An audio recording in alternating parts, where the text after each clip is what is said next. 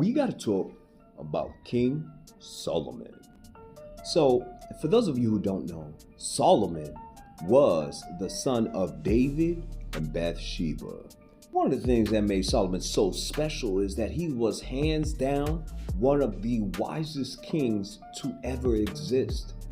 I mean, this man had people coming from halfway across the world just to come and hear him give his wisdom. Now, maybe you might be wondering, how did this man get so wise? He simply asked God for it. See, God gave Solomon an opportunity to ask him for whatever he wanted and he would grant it to him. And of all of the things that Solomon could have asked God for, he asked for wisdom.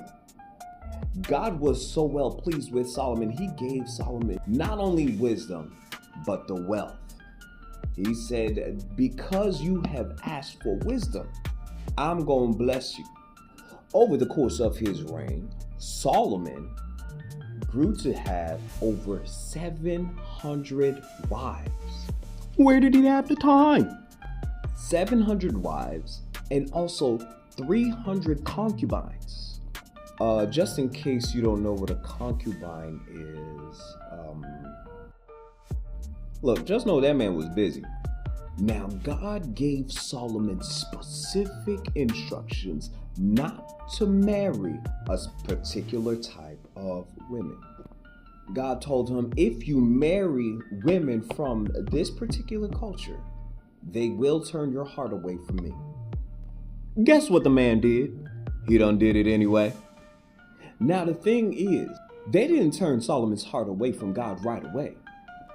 The Bible says, in his old age, they turned his heart away from the Lord. Even if you look at the great men in the Bible, Samson and David that I talked about before, these men were brought down because they gave in to the lust of their flesh. There might be something in your life that God said, hey, don't touch that. And you don't see the harm in it. But eventually you're going to feel the sting. Adam and Eve, they were instructed not to eat of the forbidden fruit. And they took a bite. And they didn't die immediately, so they may have thought nothing was wrong, but their eyes were open. And over time, they did eventually die when they were created to live forever. Young men and women, lust is a dangerous trap. It looks good, it feels good, but at the end it's a dangerous bite. The Bible said, flee fornication. You out here diving into it. Shannon Sharpe was on track to have one of the greatest podcasts ever. He was about to land a deal. But because he couldn't keep it in his pants, it cost him everything.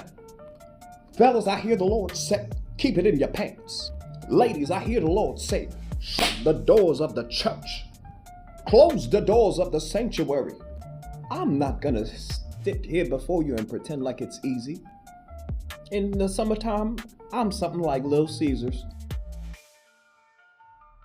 But one thing you never want to do is find out the reason why God said not to touch something, or not to go somewhere, or not to be with that person. Because at the end, it could ruin your life. Be blessed and sanctified.